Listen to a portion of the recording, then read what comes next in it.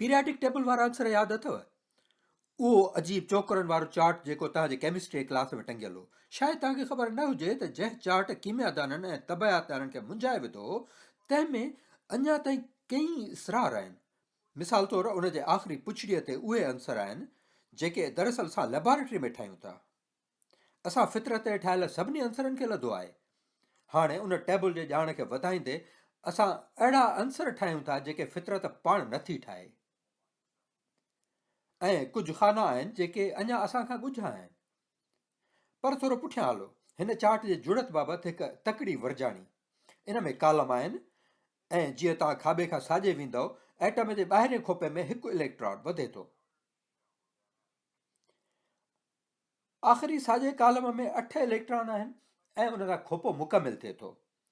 ऐं जॾहिं तव्हां वटि मुकमिल खोपो आहे त तव्हां को बि इलेक्ट्रॉन ॾेई या वठी नथा सघो, ऐं जॾहिं तव्हां कुझु बि ॾेई या वठी नथा सघो त तव्हां कंहिं बि ॿिए एटम सां कंपाउंड नथा ठाहे सघो। इहा हिन चार्ट जी वणंदड़ ॻाल्हि आहे, पर हिन चार्ट जे हर भाङे में वणंदड़ ॻाल्हियूं आहिनि जिन बाबति ॻाल्हाए सघिजे थो। मिसाल तौरु तव्हांखे यादि हूंदो, कंहिं बि कालम जे हर अंसर जे ॿाहिरें खोपे में हिकु जेतिरा इलेक्ट्रॉन आहिनि। इन जो मतिलबु आहे त उहे ॿियनि कालमनि जे एटमनि सां साॻी तरह जुड़नि था। उन जो सुठो मिसाल आहे कार्बन ऐं सिलिकॉन। हीउ सुठो मिसाल आहे। असां कार्बन मां जुड़ियल हयाती आहियूं। असांजी मजमूई बायोकेमिस्ट्री कार्बन ते आधारी आहे। उन खां बिल्कुलु हेठि सिलिकॉन आहे। सो असां पुछी सघूं था, जेकॾहिं तव्हां वटि कार्बन आधारी हयाती आहे त तव्हां वटि छो सिलिकॉन आधारी हयाती कान्हे? दरअसल टीवी सीरीज़ स्टार ट्रेक जी हिकु किस्त हुई जंहिंमें हुननि अहिड़े सिलिकॉन आधारी हयातीअ जो तसवुरु ॾिनो। हाणे सिलिकॉन पथर जो वॾो हिसो आहे, ठीकु, ऐं पथर काफ़ी मज़बूत आहे। सो हाणे असां वटि पथर आहे, तंहिं करे उन्हनि तसवुरु कयो त सिलिकॉन आधारी हयाती पथर जीअं चुरपुर कंदी, जेका जबलनि मां लंघंदी, जीअं असां इंसान हवा मञा लंघूं था। इहा दिलचस्प दास्तान आहे। ईअं लॻे थो त सिलिकॉन आधारी हयातीअ जा इम्कान आहिनि, पर इहो ज़रूरी कोन्हे, छो त कार्बन सिलिकॉन खां वधीक आम जाम आहे काइनात में, ऐं उन जा बांड एतिरा पका बि कोन्हनि। जेकॾहिं तव्हां वटि पका बांड आहिनि त उहे रंडक कंदा फितरत खे उन्हनि कीमियाई तजुर्बनि लाइ जेके उहा उन्हनि मालिकुलनि सां कंदी। तंहिं करे कार्बन बांड टुटी सघनि था, वरी जुड़ी, टुटी ऐं वरी जुड़ी सघनि था। उन सां वधीक तजुर्बा थी सघनि था, ऐं इहो ई तव्हांखे घुरिबो जॾहिं तव्हां हयाती ठाहिण जी कोशिशि कंदव। जॾहिं तव्हां हयातीअ में पेचीदगी तख़लीक़ करणु चाहींदव जेका असां मौजूदा हयातीअ मंझि ॾिसूं था।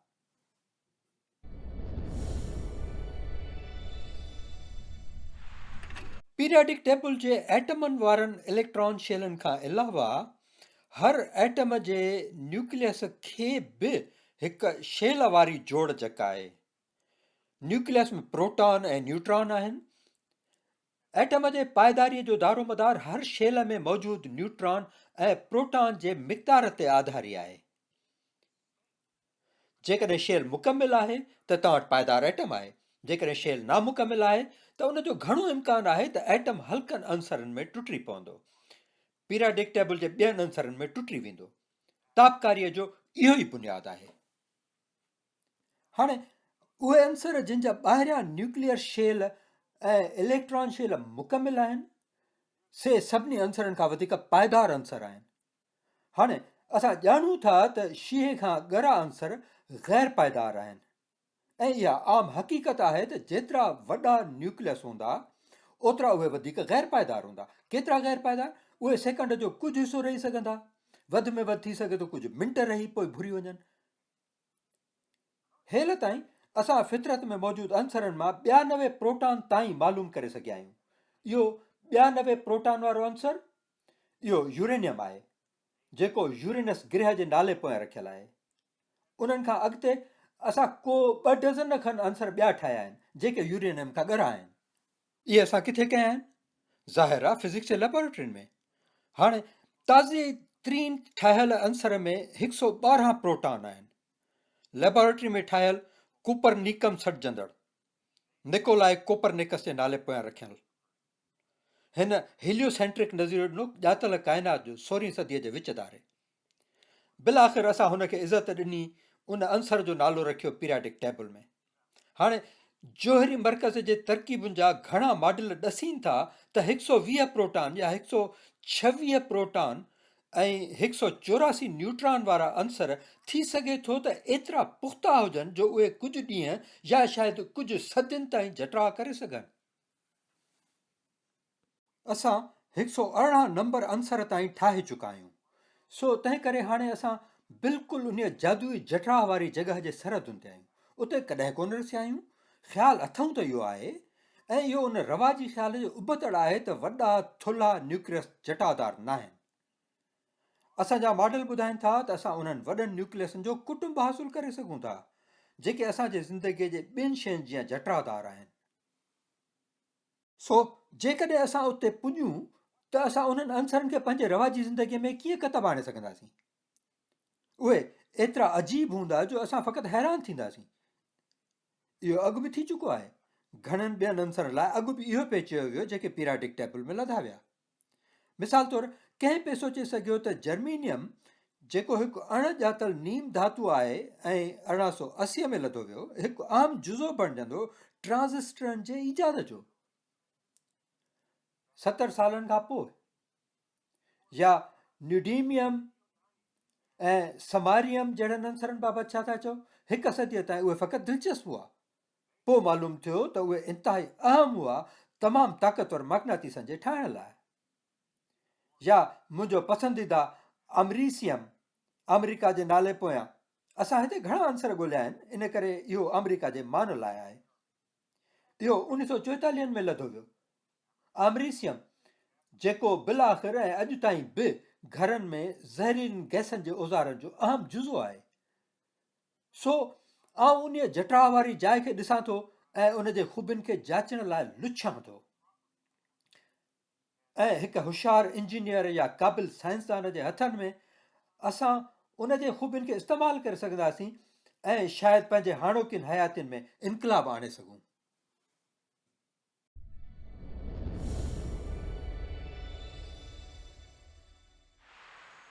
1970 में तव्हां किथे हो?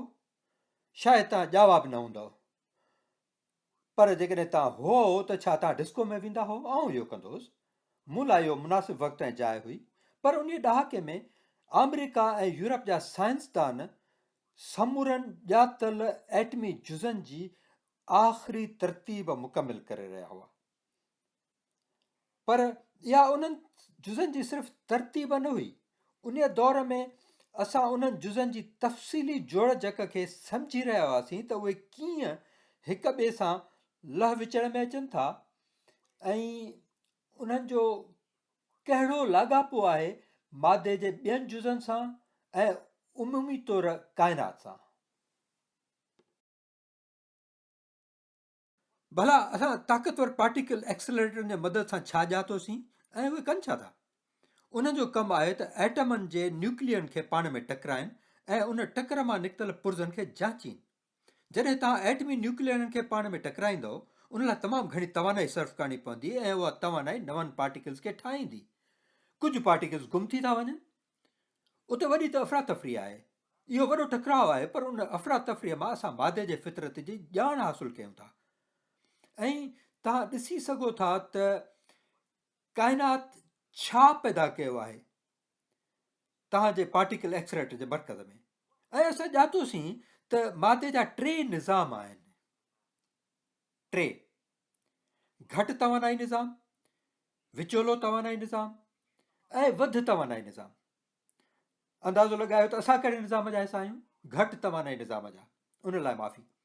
असां जेको ॼाणूं था, जेको कुझु कयूं, सोचूं, चऊं, छूहूं या चखूं था, सो उन पार्टिकल जे घटि तवानाई वारे निज़ाम में आहे। असांखे ॿियनि 2 निज़ामनि जो को अहसासु कोन्हे।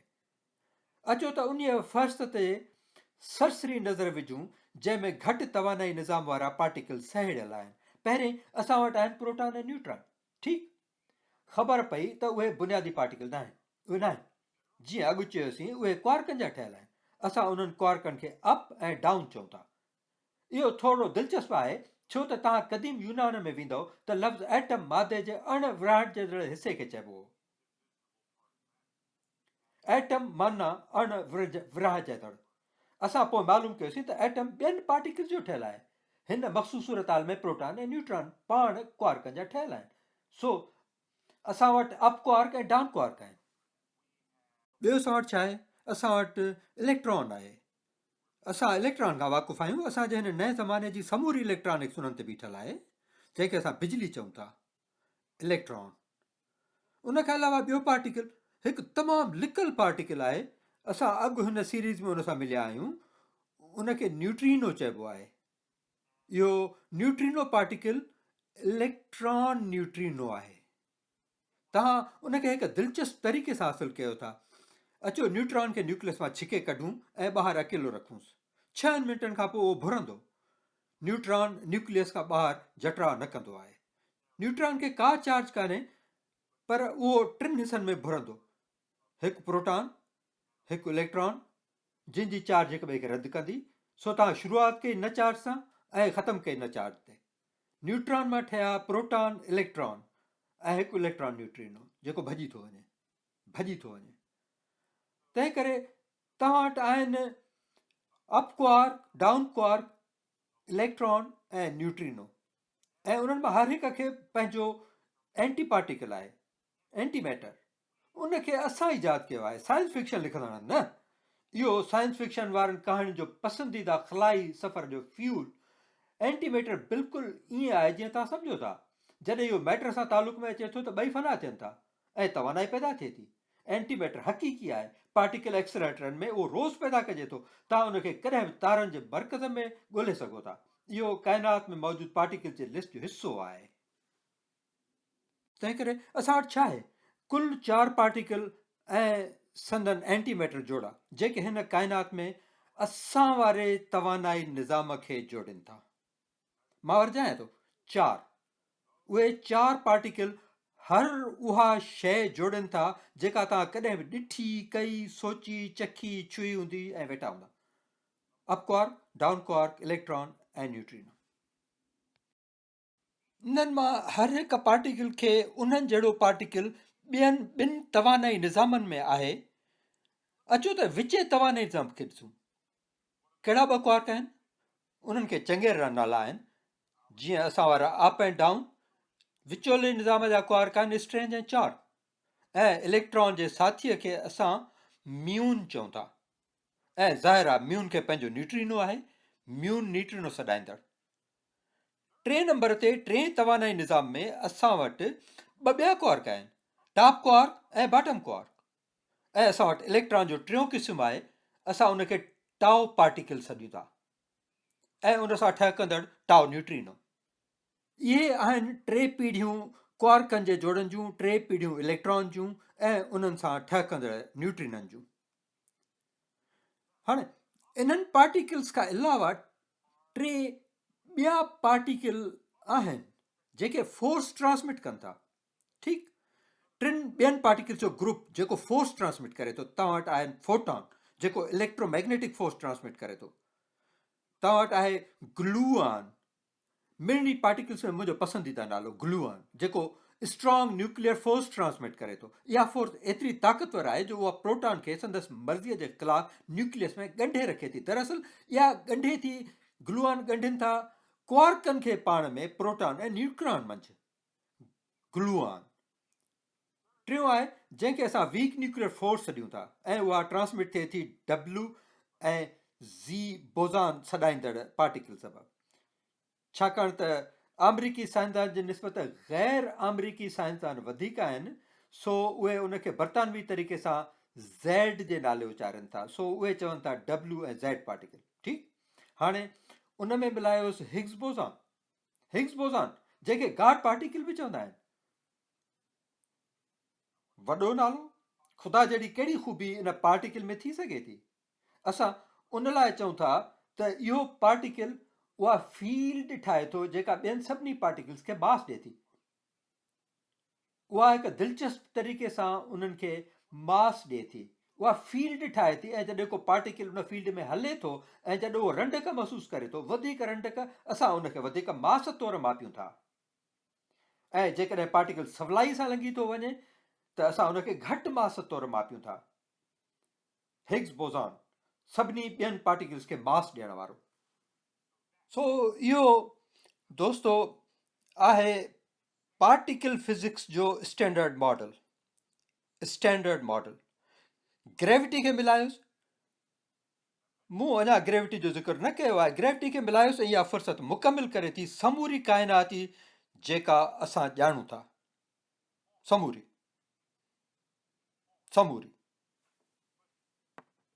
हाणे मूंखे हिन लाइ वेहणो पवंदो, छो त मूं वटि हाणे कुझु सवाल आहिनि हिन फ़ुर्सत खे जाचण खां पोइ।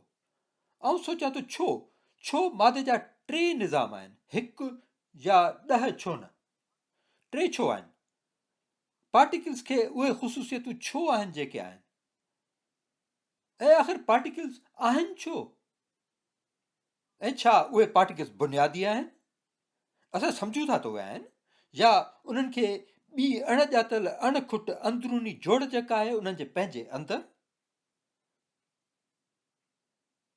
ऐं सभिनी मां अहम सुवाल इहो त छा का सादी सम्झाणी आहे जेका असां न सम्झी सघिया आहियूं अञा?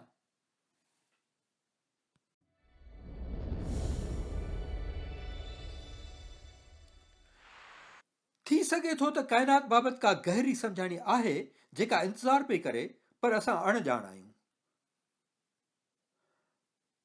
अॼुकल्ह साइंसदाननि जी चङी वॾी टीम इन मसइले बाबति सोचे पई। उहे पाण खे स्ट्रिंग थ्यूरिस्ट सॾाइनि था, स्ट्रिंग थ्यूरिस्ट। इहा थ्यूरी ॿियनि थ्यूरियुनि समेत कुझु आस ॾिए थी, उहा उमेद ॾिए थी त फिज़िक्स जे सभिनी पार्टिकल्स ऐं फोर्सिस खे ॻंढे हिकु करे सघिजे। भला को ईअं छो करणु चाहींदो? जेकॾहिं असांजी फितरत बाबति ॼाण कमु करे थी त उनखे वधीक सादो करण जी कोशिश जी कहिड़ी ज़रूरत आहे, फ़क़ति उनजे नफ़ासत खां सवाइ? इहा जुस्तजू, इहा ख़्वाहिश त फितरत जे सभिनी पार्टिकल्स ऐं सभिनी फोर्सिस खे हिकिड़ी यकसां सम्झाणीअ में पोइजे, हिक तरह जी मुक़दस कोशिश आहे असांजे पार्टिकल्स बाबति सम्झाइण लाइ शुरूआत खां वठी। अल्बर्ट आइंस्टाइन दरअसल इन जुस्तजू जे अवाली रहनुमानि मंझां हिकु आहे। रिलेटिविटीअ ते पंहिंजे अज़ीम खोजना खां पोइ हुन पंहिंजी बाक़ी हयाती उन ते वक़्फ़ कई, जंहिंखे हुन यूनिफाइड फील्ड थ्यूरी ते कोठियो। हुन जी इहा जाखोड़ हुई त फिज़िक्स जे समूरनि जुज़नि खे समोए हिकिड़ी इक्वेशन मंझि।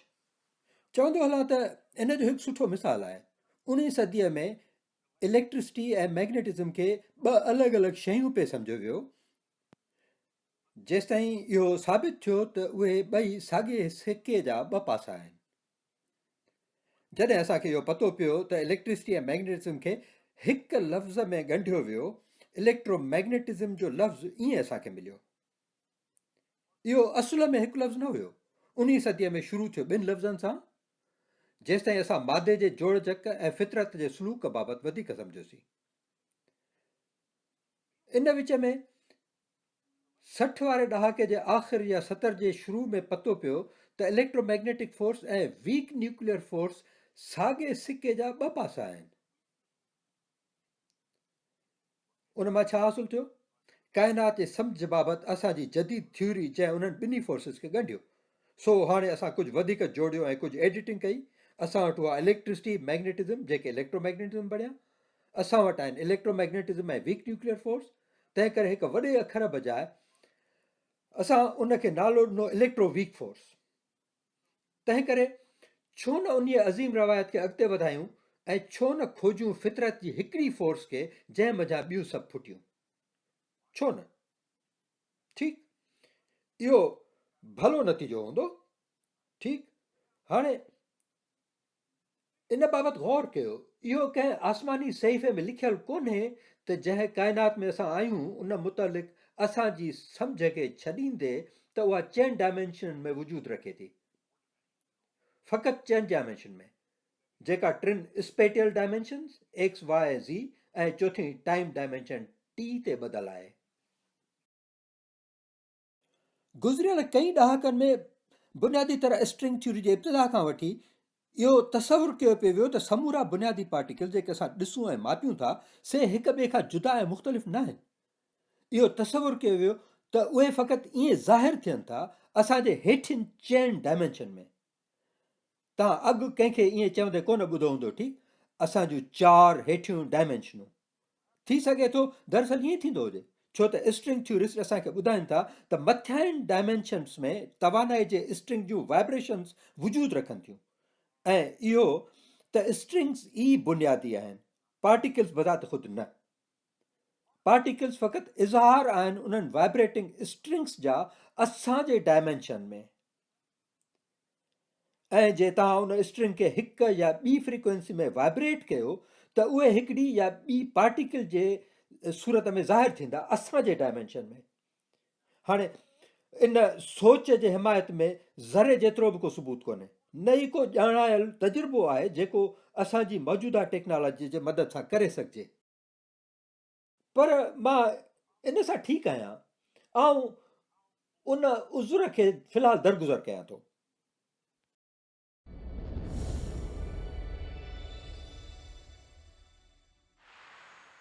काइनात जे वॾनि राज़नि मां हिकु जेको तमामु दिलचस्प आहे सो आहे ब्लैक होल जी फितरत बाबति। ब्लैक होल, ॿारनि लाइ ब्लैक होल एतिरा वणंदड़ आहिनि जेतिरा डायनोसार। मां सम्झां थो उन जो सबबु आहे त इहे ॿई तव्हांखे ॻीह सघनि था ऐं तव्हांखे ॻीहण वारनि जी वॾी इज़त करणु घुरिजे। तव्हां ॼाणो था ब्लैक होल जी ख़बर आइंस्टाइन जे जनरल थ्योरी ऑफ रिलेटिविटीअ मां पई, जेका हुन जी ग्रेविटीअ जी थ्योरी आहे। इहा ग्रेविटी जी जदीद थ्योरी आहे ऐं उहा ग्रेविटी खे फोर्स तौरु नथी पेश करे जीअं असां अक्सर करे सम्झंदा आहियूं, ॾूराहनि मुफ़ासिलनि ते अमल कंदड़ फोर्स। ग्रेविटी स्पेस टाइम जे फैब्रिक जो कर्वेचर आहे। स्पेस टाइम इहो असांजे स्पेस ऐं टाइम जो कोऑर्डिनेट आहे।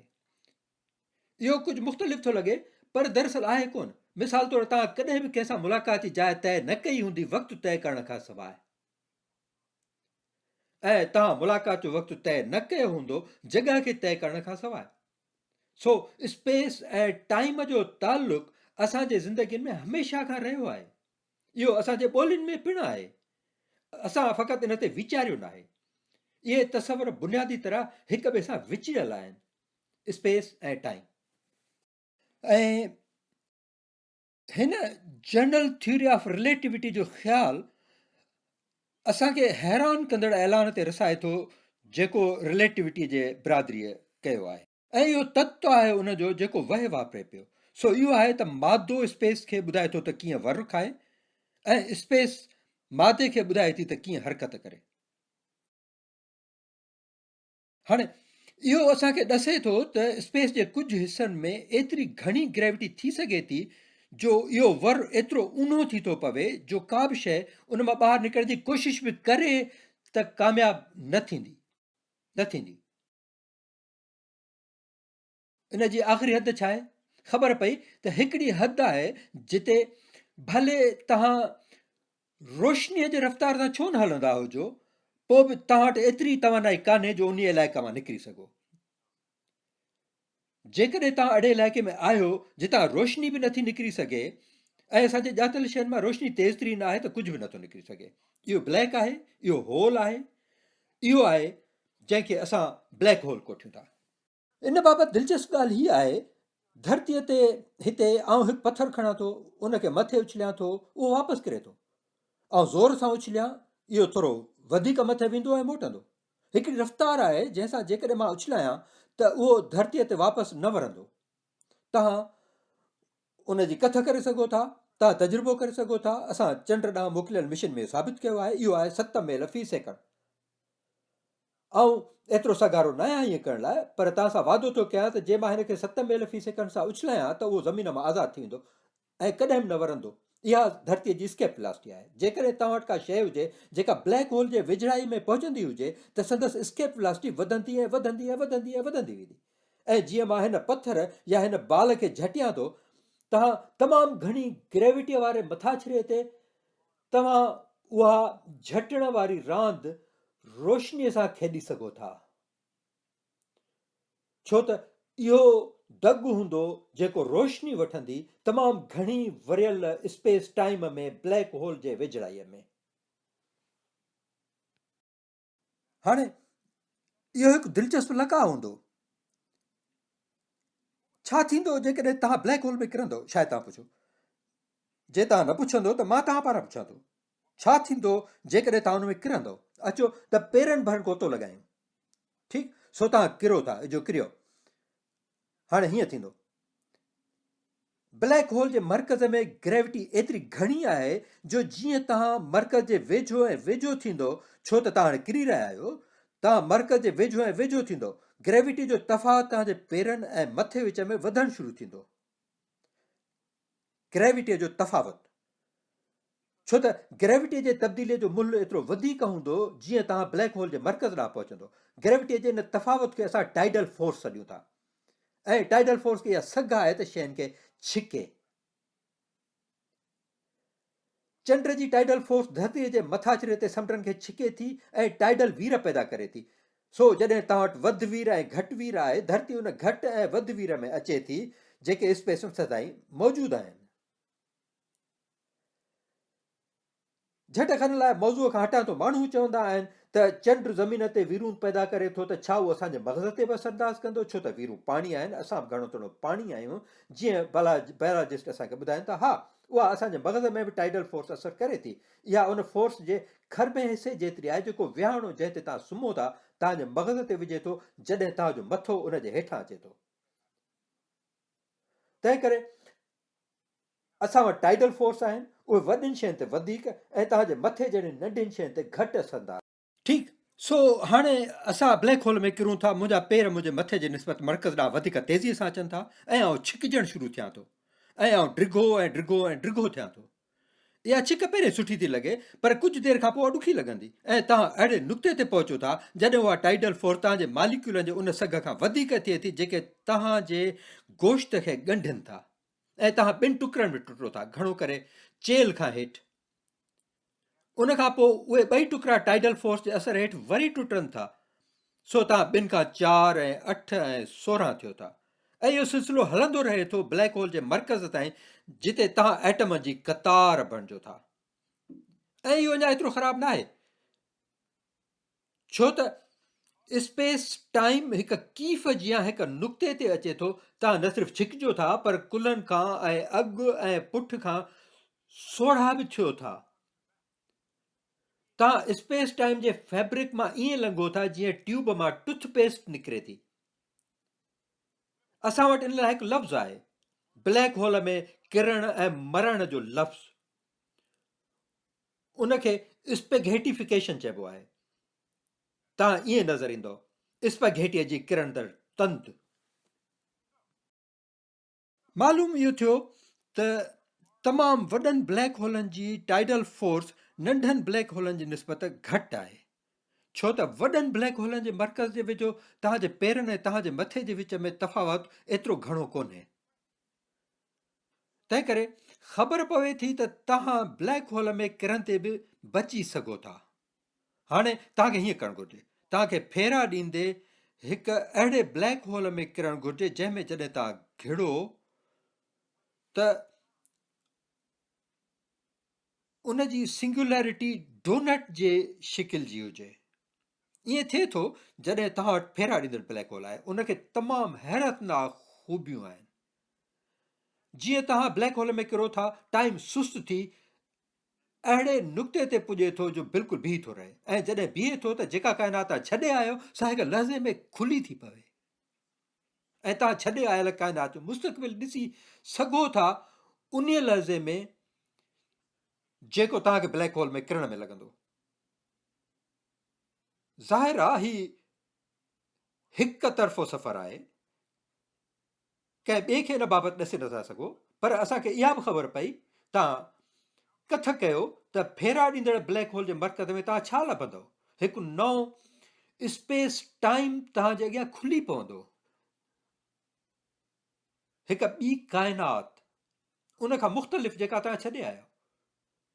सो हिकु फेरा ॾींदड़ वॾो ब्लैक होल खणो, हिकु वक़्ती तजुर्बे लाइ उन में टिपो ऐं तव्हां हिकु बिल्कुलु मुख़्तलिफ़ काइनात में पुॼी वेंदो। छा असां कॾहिं अहिड़ो तजुर्बो कयो आहे? न, इहो काग़ज़ ते कमु करे थो। सो असां वॉलंटियरनि खे क़बूल कंदासीं। आहे को अवां मां इन अॻकथी खे साबित करण लाइ?